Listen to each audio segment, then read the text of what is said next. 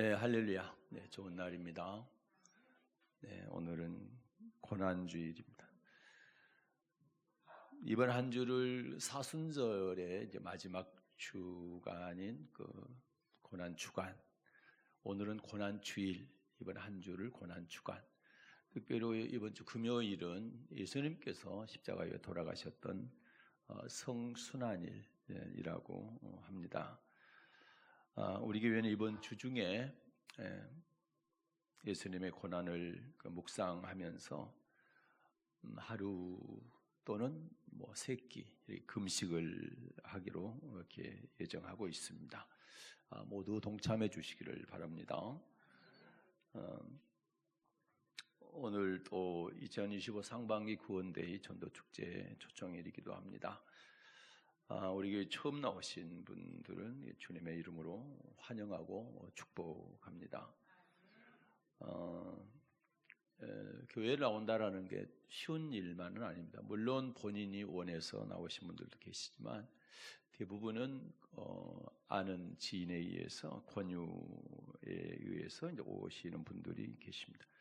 어떻게 오셨든 분명한 것은 뭐냐면 하나님께서 사랑하는 사람을 교회로 이끌어 오신다라는 거죠.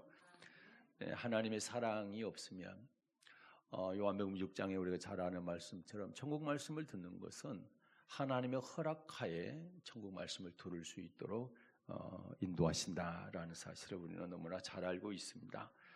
그래서 하나님의 사랑을 받는 분임에 틀림없기 때문에 주님의 이름으로 축복을 합니다.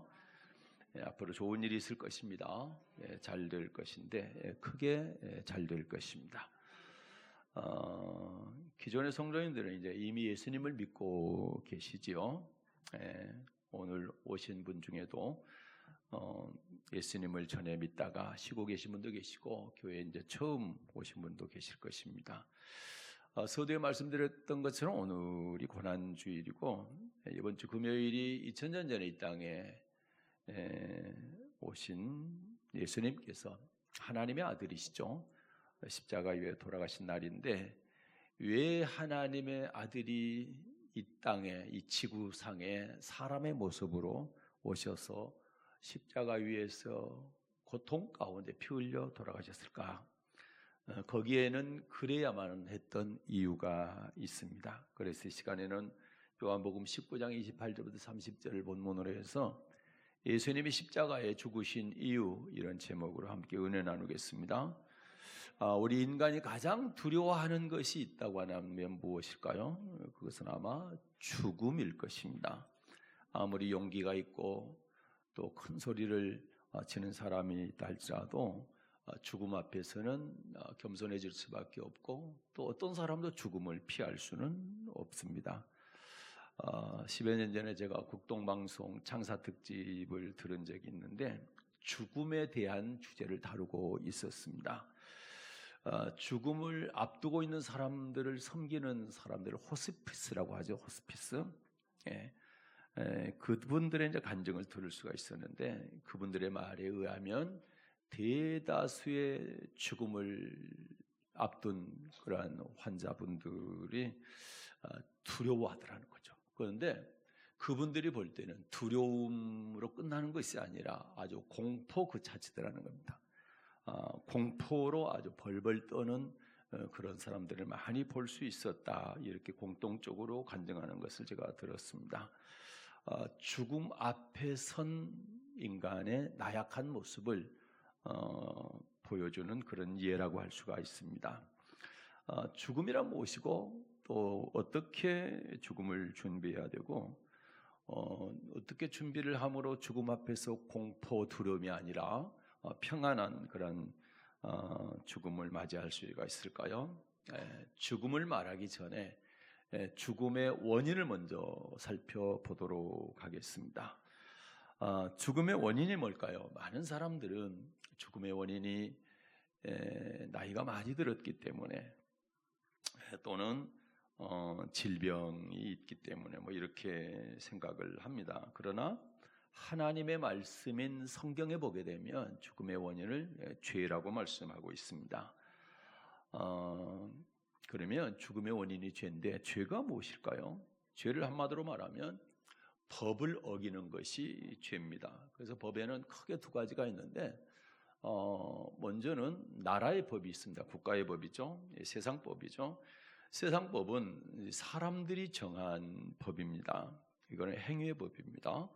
속으로 아무리 나쁜 마음을 갖고 있더라도 행위로 나타나지 않으면 처벌을 하지 않습니다. 사람들이 정한 법은 나라마다 그 법이 같기도 하지만 또 다른 부분이 있습니다. 예를 들면 북한의 김정은을 북한 사람들이 북한에서 욕을 하게 된다면 국가 존엄 모욕죄, 모독죄가 돼가지고 죽임을 당하든지 그렇지 않으면 감옥에 가든지 굉장히 엄하게 다스립니다. 그러나 우리 대한민국에서는 김정은을 아무리 욕을 해도 그게 죄가 되지 않습니다. 법적으로 전혀 제재를 받지 않는다는 이야기죠. 이처럼 세상법은요 완전한 법이 아닙니다. 불완전한 법이다. 나라마다 적용하는 법들이 다 다릅니다. 똑같은 사람임에도 불구하고 법이 다 적용하는 부분이 다 다르기 때문에 완전한 법이 아니고 불완전한 법이다. 두 번째 법은요 하나님의 법이 있습니다. 하나님이 정한 법입니다. 이 세상 법이 있기 전에 사람을 창조하신 하나님께서 사람이 지켜야 될 법을 먼저 만드셨습니다.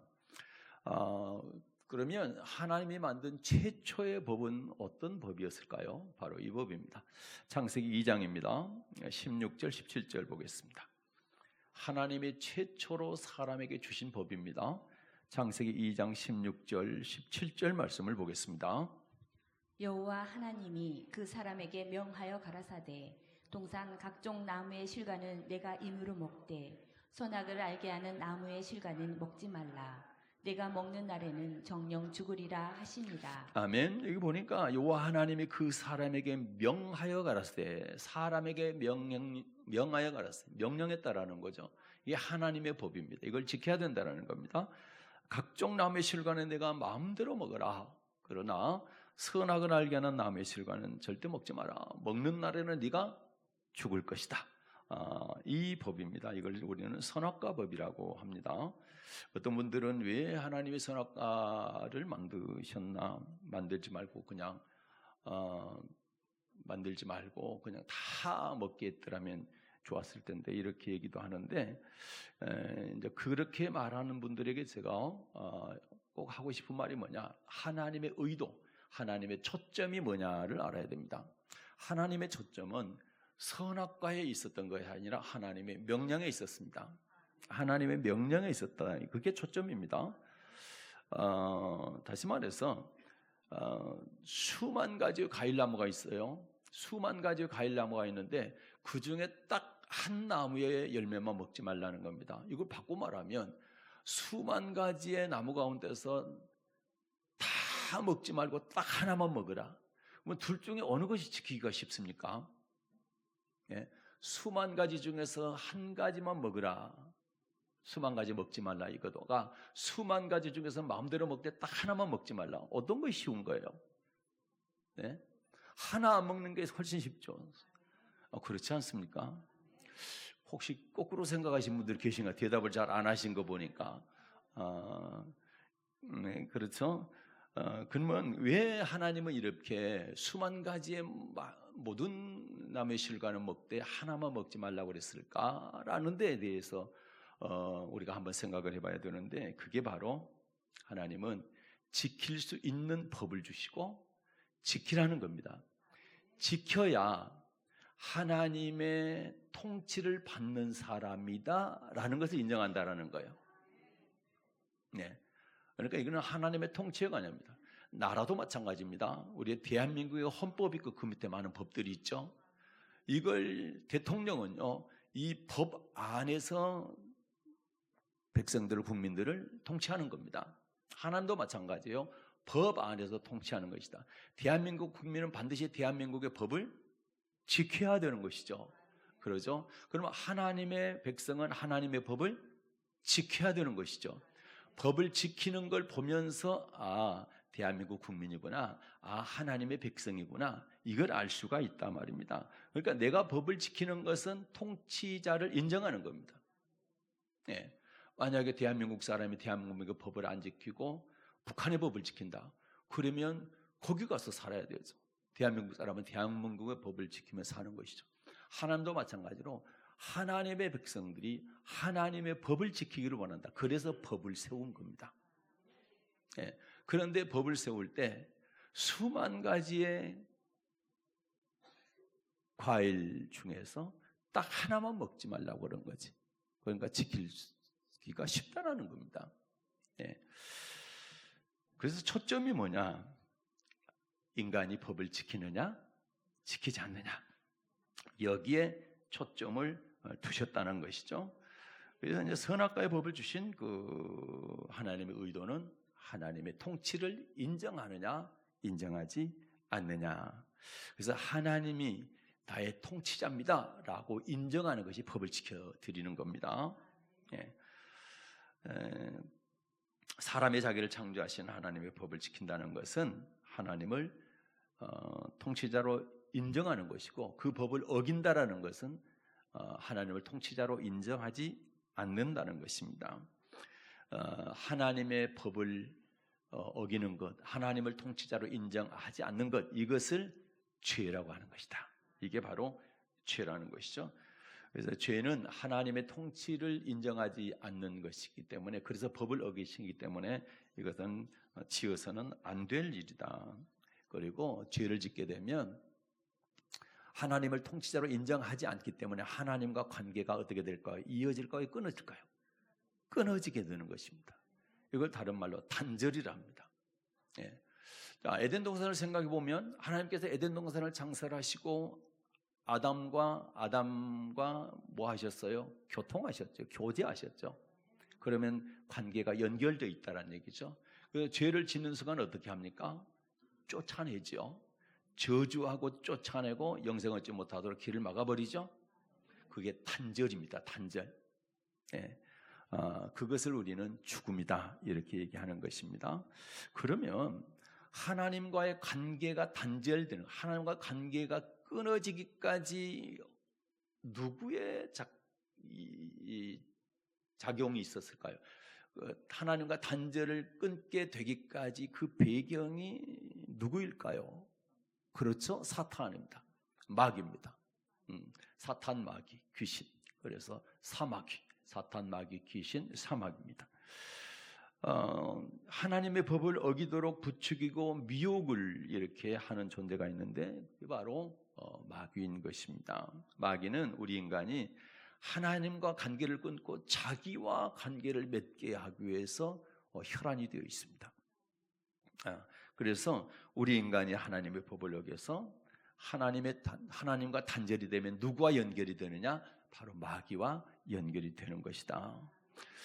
그래서 하나님께 속한 사람이요, 하나님의 법을 어기면 마귀에게 속한 사람이 된다라고 성경은 말씀하고 있죠. 자, 요한일서 보겠습니다. 요한일서 3장 8절부터 10절 한번 볼까요?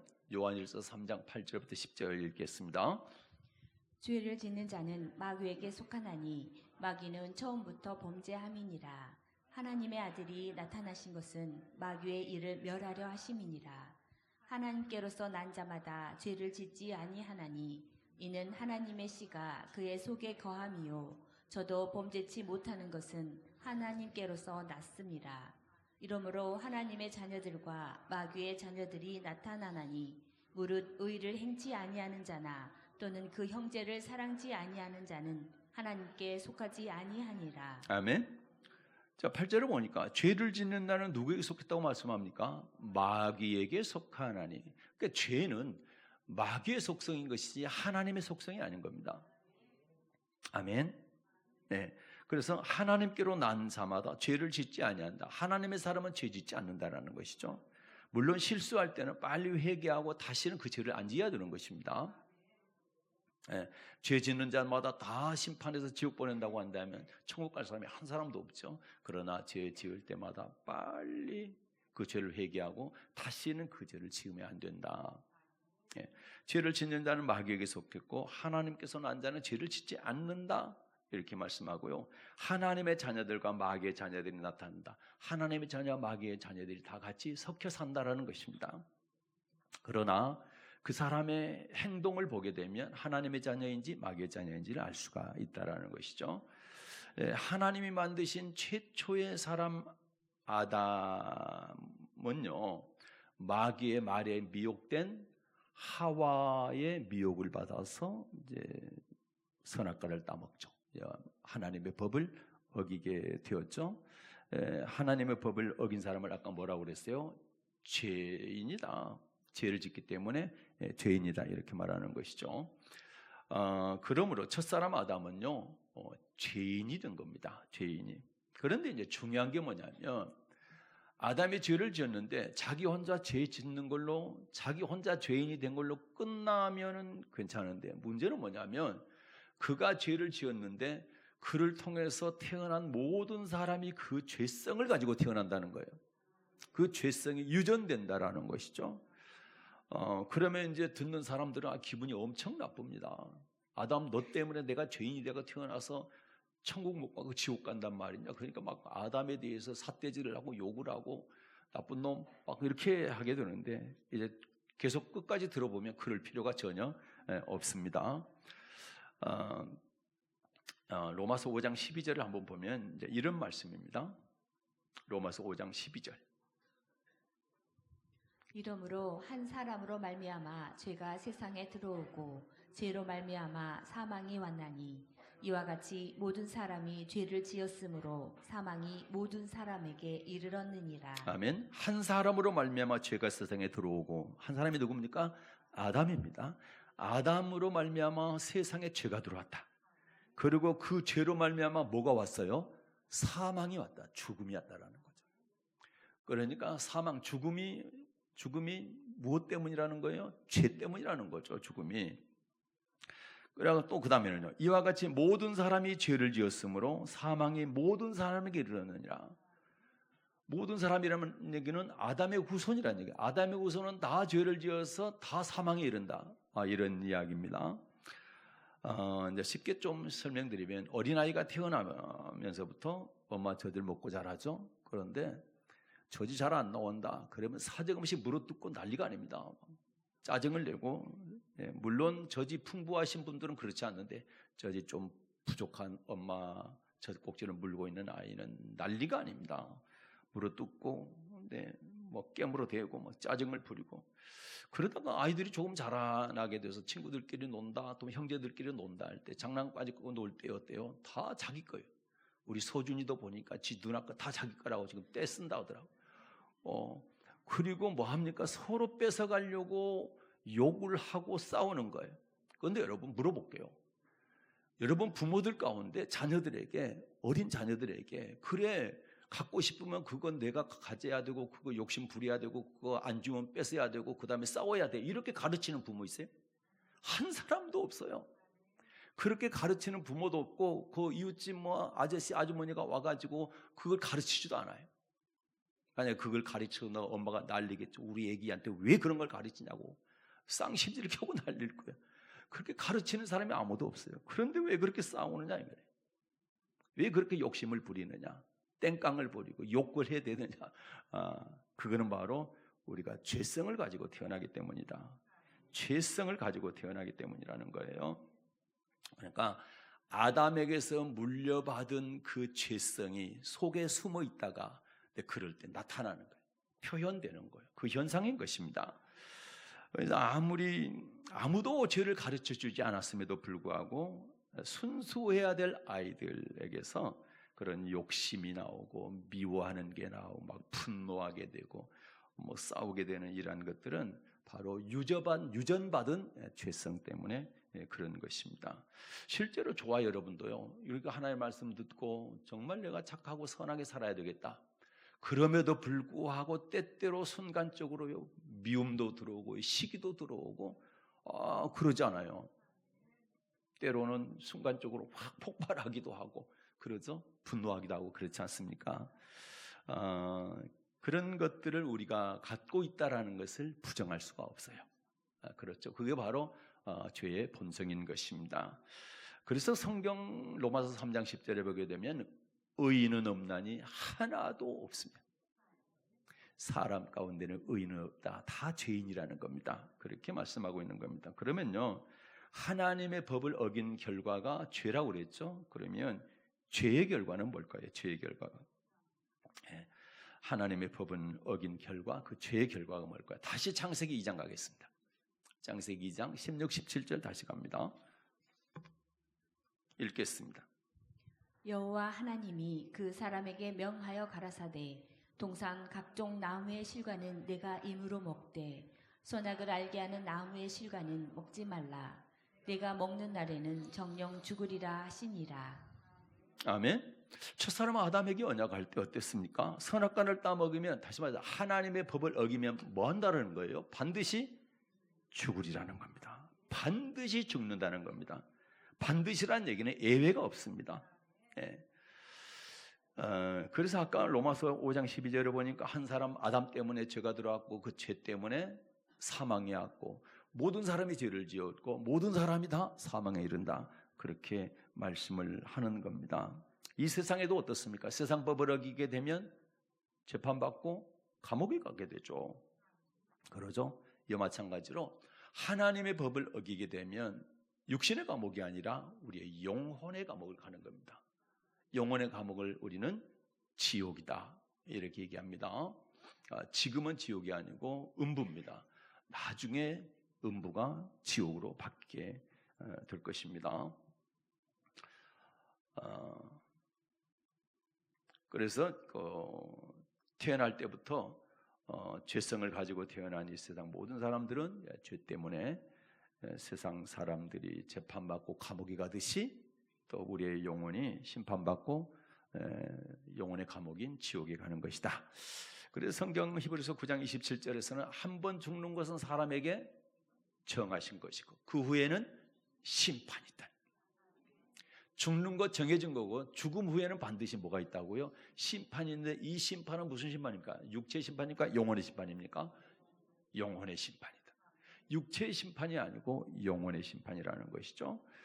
고린도후서 5장 10절에 보게 되면 반드시 그리스도의 심판대 앞에 드러날 것이고 선악간에 그 몸으로 행한 것을 따라받게 될 것이다. 반드시 심판대 앞에 설 것이고 그 행위에 따라서 천국 갈 것인지 지옥 갈 것인지 결정된다. 예수님도 요한복음 5장 29절에 뭐라고 그래요? 선한 일을 행한 자는 생명의 부활, 악한 일을 행한 자는 심판의 부활로 나올 것이다. 이렇게 말씀하고 있습니다. 그렇기 때문에 이 세상 사람들이 가장 시급하고 중요한 게 뭡니까? 저와 여러분을 포함한 이 세상 모든 사람들에게 가장 시급한 문제는 뭡니까?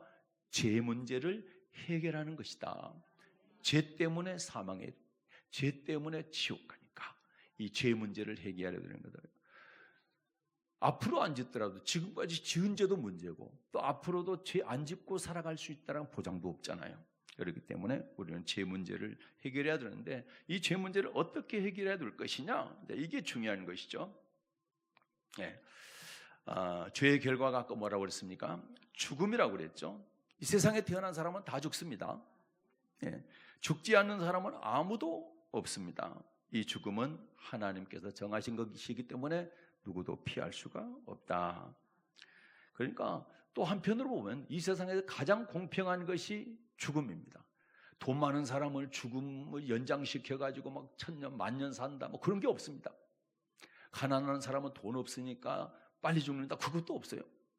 죽음은 공평합니다. 아주 죽음은 공평해요. 빈부귀천, 남녀노소, 뭐 학벌, 뭐 그런 거 전혀 없습니다. 또는 병들어 죽든 사고로 죽든 무슨 전쟁으로 죽든 뭐 젊어서 죽든 늙어서 죽든 뭐 가난하게 살다 죽든 다 부자로 죽든 문제는 다 죽는 거죠. 성공해도 죽고 실패해도 죽고요. 유식해도 죽고 무식해도 죽는다. 대통령도 죽고 거지도 죽습니다. 이승만도 죽었고 박정희도 죽었고 김대중도 죽었고 김영삼도 죽었습니다. 저도 죽을 겁니다. 여러분도 죽을 겁니다. 석가도 죽었고 맹자도 죽었고 공자도 죽었고 마호메트도 죽었습니다. 소크라테스도 죽었습니다. 그래서 성경은요, 잔치집에 가는 것보다 어디 가는 걸 더 즐거워해라. 초상집 가는 걸 더 즐거워해. 그러면서 뭐 하라는 겁니까? 잔치집 가서 즐겁게 기쁘게 노는 것도 재미있지만 그게보다는 네가 초상집 가서 내가 죽음이 어떻게 될 것인가를 한번 생각해봐라. 묵상해봐라는 겁니다. 죽음에 대해서 깊이 묵상해봐라는 겁니다. 죽음 후에 내가 어떻게 될 것인가. 그래서요, 여러분, 가장 지혜로운 사람이 어떤 사람이냐? 가장 지혜 있는 사람이 바로 죽음에 대해서 정확히 알고 죽음을 예비하는 사람, 대비하는 사람이다. 네, 죽음을 준비하는 사람, 이 사람이 가장 지혜로운 사람인 것입니다. 네, 죽음을 정의하자면 죽음은요, 육체와 영혼이 나뉘어지는 것, 분리되는 것을 말합니다. 육체와 영혼이 분리되게 되면 원래 왔던 것으로 돌아갑니다. 육체는 어디서 왔습니까? 흙에서 왔습니다. 그래서 흙으로 돌아갑니다. 영혼은 어디서 왔습니까? 하나님께로부터 왔습니다. 그래서 하나님께로 돌아가는 겁니다. 그래서 육체는 흙으로 돌아가고 영혼은 하나님께 돌아가서 그 심판을 받게 된다. 그래서 사람이 죽으면 죽었다 그렇게 얘기하지 않고 돌아가셨다고 얘기합니다. 이거는 몸과 영혼이 분리돼서 각각 흙과 하나님께로 돌아가기 때문이다. 그래서 사람의 죽음은요, 이 땅에서는 짧은 인생의 끝이지만 이 땅에서는 그러나 우리의 영원으로 보게 되면 영원한 세계의 시작인 것입니다. 우리의 영혼은 죽지 않습니다. 소멸도 되지 않습니다. 영원히 삽니다. 그래서 우리 영혼으로 보면 영원한 세계에 이제 들어가는 것이다. 시작하는 것이다. 죽음을 그렇게 보면 됩니다. 마치 어떻습니까? 엄마 뱃속에 아이가 있다가 290일 정도 아이 뱃속에 있죠. 그러면 엄마로부터 분리됩니다. 분리가 되죠. 그러면 그 전에 엄마 뱃속에 물속에 있을 때는 전혀 몰랐던 새로운 이 넓은 세계를 보게 되죠. 엄마 뱃속에 있을 때는 몰랐어요. 새로운 세계를 태어나면서 볼 수가 있는 것처럼 우리의 육체와 영혼도요, 이전까지는 이 땅만 봤어요. 그런데 영혼과 육체가 딱 분리되는 순간 영혼이 영원한 세계를 볼 수 있게 될 것입니다. 지금은 보이지 않지. 그러나 실제로 존재하는 천국과 지옥이라고 하는 영원한 세상이 우리 죽음 후에 열리게 될 것이다. 그 세상은 육체가 들어가는 것이 아니라 영혼이 들어가는 것이다. 그래서 여러분, 이 땅에 살면서 육체를 위해서 사는 것보다는 영혼을 위해서 사는 것이 훨씬 지혜로운 사람이라는 거죠. 육체는 이 땅에 120년입니다. 그러나 영혼은 영원히 살기 때문에 영원히 사는, 영혼에 투자하는 것이 지혜 있는 사람이다. 그래서 가장 지혜로운 사람이 우리 여러분들이 되시기를 축복합니다. 그래서 그러면 우리 인생 최대 문제인 죽음의 문제를 해결해야 되는데 그 방법이 뭐냐? 죽음의 문제를, 죄의 문제를 해결할 수 있는 방법이 무엇이냐라고 할 때 죽음의 원인인 죄에 대해서 알고 그 죄 문제를 해결하게 되면 죽음의 문제는 자동적으로 해결이 되는 것입니다. 죽음의 원인이 아까 죄라고 그랬죠. 그래 죄 문제 이제 해결하는 그 법을 말씀을 드리겠습니다. 바로 죄 문제를 해결하신 분이 계세요. 그 죄 문제를 해결하러 오신 분이 계신데 그분이 바로 2000년 전 이 땅에 이번 주 금요일 날 십자가에서 돌아가신 예수님입니다. 그분이 죄 문제를 해결하러 오셨고요. 그분을 내가 받아들이게 되면 그분이 우리의 죄를 깨끗이 씻으시다. 연필로 글씨를 썼어요. 잘못 썼어요. 그러면 어떻게 합니까? 지우개 가지고 지웁니다. 예수님께서 우리의 죄를 지우개로 지우듯이 지워주시는 거죠. 그래서 그분을 우리가 믿어야 되는 겁니다. 그게 죄 문제를 해결하는 방법이고, 죄 문제가 해결되면 지옥 가지 않고 천국 갈 수 있는 길이 열려지게 되는 것입니다. 그래서 예수 피가 그렇게 중요합니다. 그래서 예수 피를 믿게 되면 죄 문제가 해결되기 때문에 하나님과 우리는 무엇 때문에 관계가 끊어졌어요? 죄 때문에 관계가 끊어졌는데 죄가 없어지니까 어떻습니까? 하나님과 관계가 다시 연결이 되죠. 이어지게 되죠. 그래서 하나님을 아버지라고 부르게 되는 것입니다. 그래서 예수님을 믿는 사람만 하나님을 아버지라고 부를 수 있는 것이고요. 믿지 않으신 분들은 하나님을 아버지라고 부를 수가 없게 되는 것이다. 그러면 여러분, 천국은 하나님 계신 곳을 천국이라고 하죠. 그러면 하나님을 믿는 하나님의 자녀가 천국에 갈까요? 하나님을 안 믿는 마귀의 자녀가 천국에 갈까요? 네, 하나님의 자녀가 그렇습니다. 우리 사람들도 마찬가지예요. 내 자녀들은 어떻게 합니까? 아버지 집에 살아요. 집세도 안 받고 전기세도 안 받고 물세도 안 받아요. 밥값도 안 받아요. 그리고 다 먹여주고 입혀주고 재워주고 다 하죠. 왜요? 아버지 집이니까 사는 거예요. 자녀니까 사는 거예요. 천국도 마찬가지로 자녀가 가는 겁니다. 하나님의 자녀가 가게 되는 것입니다. 이러한 축복이 여러분에 있기를 바랍니다. 그래서 하나님의 자녀가 되고 천국에 들어갈 소망이 있는 사람은 죽음 앞에 섰을 때 어떻습니까? 공포에 질릴까요? 아닐까요? 평안할. 죽음 이후에 내가 영원한 하나님의 나라에 갈 수가 있으니까 두려워하지 않고 아주 평안하게 죽음을 맞이할 수가 있는 것입니다. 그래서 아담의 죄 때문에 하나님과 우리 사이가 단절됐던 관계를 예수 그리스도를 믿음으로 말미암아 다시 회복되는 이러한 축복이 우리에게 있게 되는 것이고, 그래서 아직 예수를 믿지 않으신 분들은 꼭 예수를 믿으셔서 하나님과 다시 관계가 회복되어서 하나님을 아버지라 부르고 아버지 계신 천국에 들어갈 수 있는 그런 복된 사람들 다 되시기를 바랍니다. 네, 이제 예수를 믿게 되는 사람들에게 딱 한 가지 해야 될 일이 있습니다. 한 가지. 죄 문제를 해결한 우리가 딱 한 가지 이제 앞으로 살아갈 때 주님께서 나를 부르실 때까지 해야 될 일이 있는데, 그거는 사랑하는 삶을 사는 것이다. 하나님을 사랑하고 이웃을 사랑하며 사는 그 삶을 살아가는 겁니다. 이게 바로 하나님의 계명을 지키는 것이다. 그래서 그 구절을 한번 읽고 정리하도록 하겠습니다. 요한일서 4장입니다. 17, 18절입니다. 요한일서 4장 17, 18절입니다.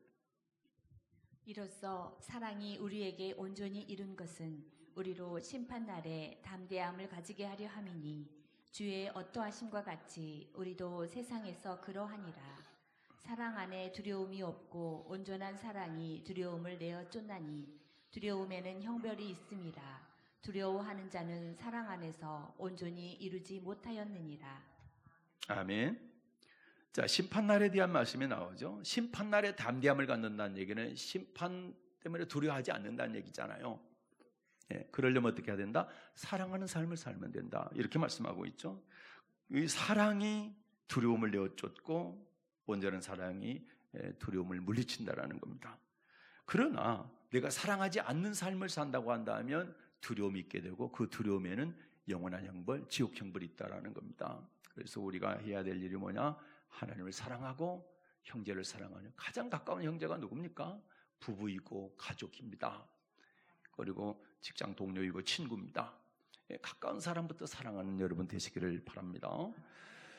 아까 왜 선악과를 만들어가지고 또는 아담이 그것을 따먹게 돼서 우리가 죄를 갖고 태어나고 그리고 죄 때문에 지옥 가냐? 아담 너 때문이다. 이렇게 얘기할 필요가 없는 것이 뭡니까? 예수님을 믿게 되면 아담으로부터 물려받은 원죄가 사라지기 때문에 아담이 죄 짓기 전의 상태로 우리가 돌아가기 때문에 예수만 믿으면 아담을 욕할 필요가 전혀 없다라는 것이죠. 그러니까 예수를 믿게 되면 아담이 죄 짓기 전의 상태로 우리가 돌아갑니다. 그러면 그 죄 안 지으면 되는 거예요. 혹시 죄 지었다라도 다시 예수님 앞에 간절히 용서를 구합니다. 그러면 용서해 주면 또 깨끗이 씻어줍니다. 그래서 아담에 대해서 욕할 필요가 전혀 없다.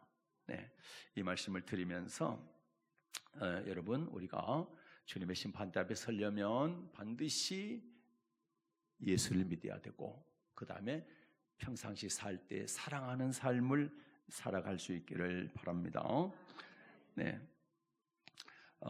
지옥은 어떤 곳이냐 할 때 영원히 꺼지지 않는 불이 있는 곳이다. 피할 수 없는 형벌의 장소입니다.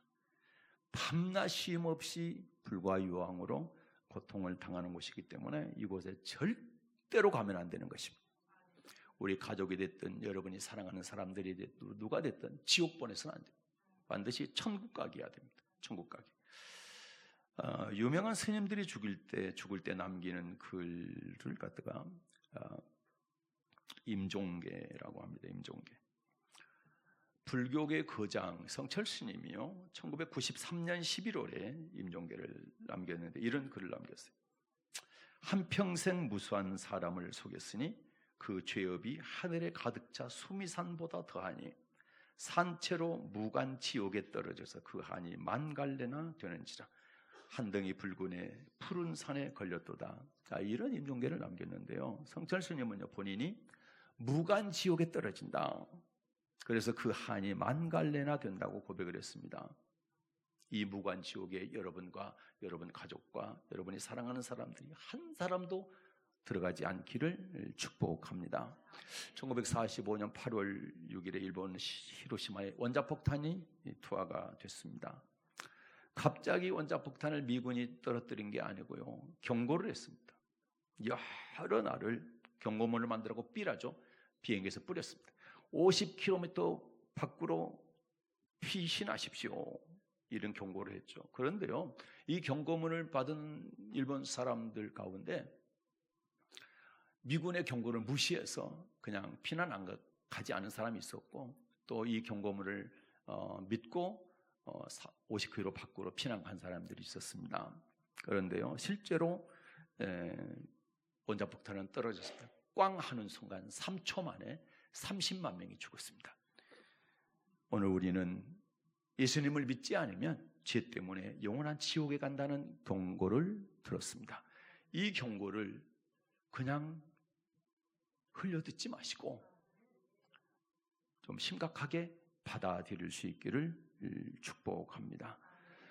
예수 믿으면 지옥 가지 않고 천국 갈 수 있다라고 하는 이 복된 소식을 꼭 받아들일 수 있는 여러분 되시기를 바랍니다.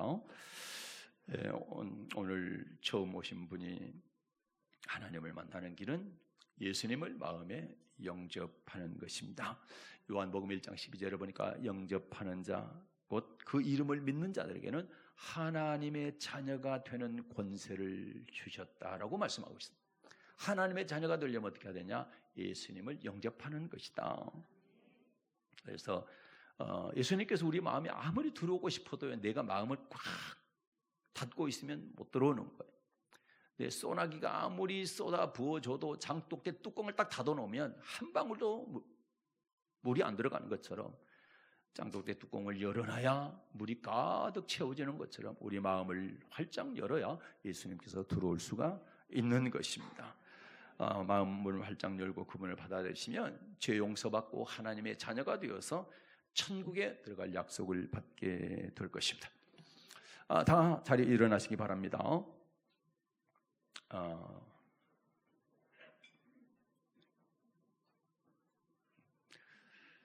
네. 영접기도 하신 분들은 안 하셔도 되지만 안 하신 분들은 오늘 시간에 가슴에 손을 얹고 제가 이렇게 선창하면 따라서 이렇게 영접해 주시면 고맙겠습니다. 가슴에 손을 얹고 소리내서 제가 하는 기도를 따라해 주시기 바랍니다. 예수님, 저는 죄인입니다. 하나님을 모르고 내 마음대로 살았습니다.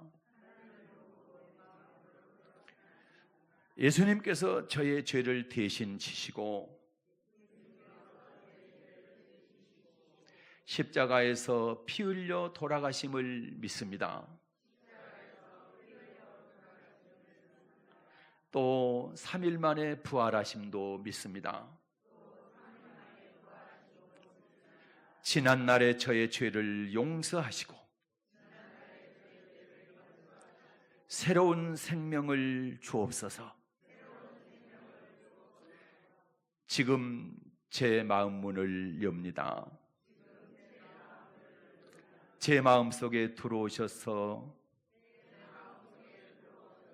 제 주인이 되어 주소서. 저를 천국까지 인도해 주셔서 나를 구원해 주시니 감사합니다. 예수님의 이름으로 기도드리옵나이다. 아멘. 이제 여러분은 하나님의 자녀가 되었습니다. 하나님은 여러분을 사랑하시고 축복하십니다. 자리에 앉겠습니다. 은혜로우신 하나님 아버지, 예수님이 왜 십자가에 돌아가셨을까요? 그분은 하나님의 아들, 그분이 인간의 모습으로 오셔서 십자가에서 피 흘려 돌아가신 것은 우리 여기에 있는 저와 우리 모든 성도들, 오늘도 새로 오신 분, 그리고